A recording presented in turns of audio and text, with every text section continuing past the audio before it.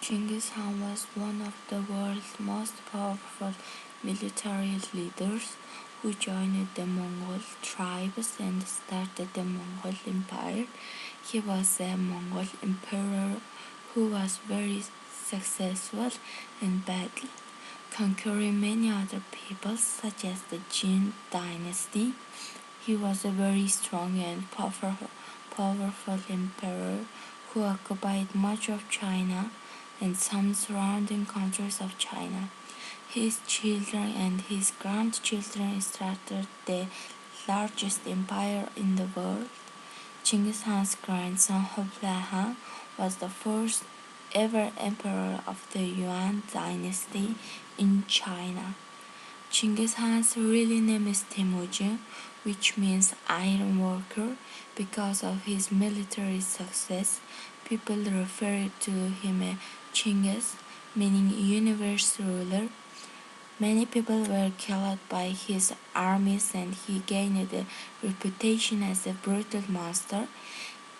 Genghis Khan died in the Lupian Mountains in northwestern China in August 1227.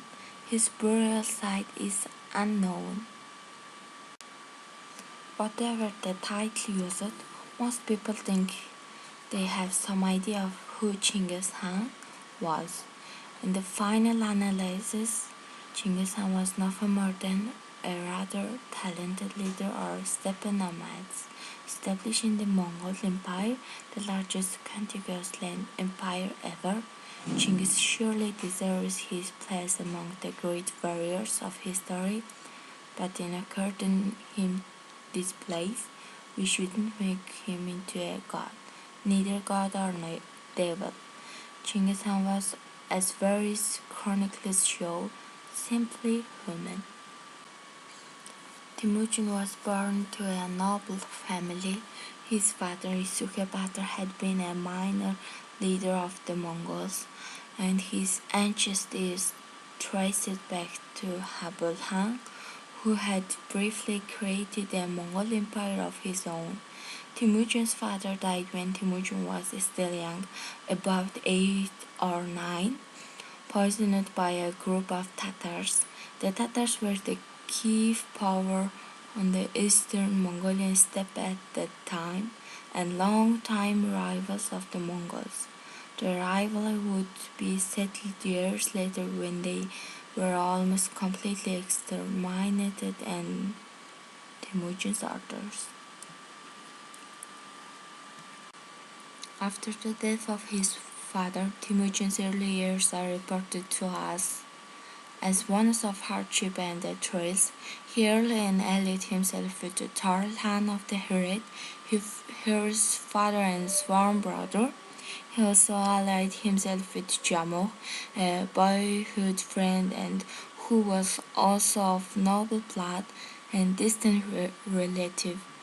Although these various alliances were not to last, they were instrumental in securing Temujin's rise to power. Around 1189, Temujin was elected Khan of the Burchun Mongols. At this time, he was still a junior member of the lineage, and his election is thus somewhat of a surprise.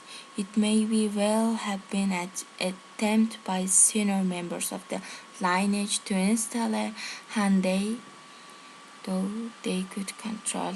This political maneuvering Mongol history as elsewhere in the world. Genghis Khan himself died in August 1227 during campaigns against the Tanguts, apparently as a result of a fall from his horse. His body was taken back to his birthplace in what is today the Hentiamek of Mongolia, northeast of Ulaanbaatar.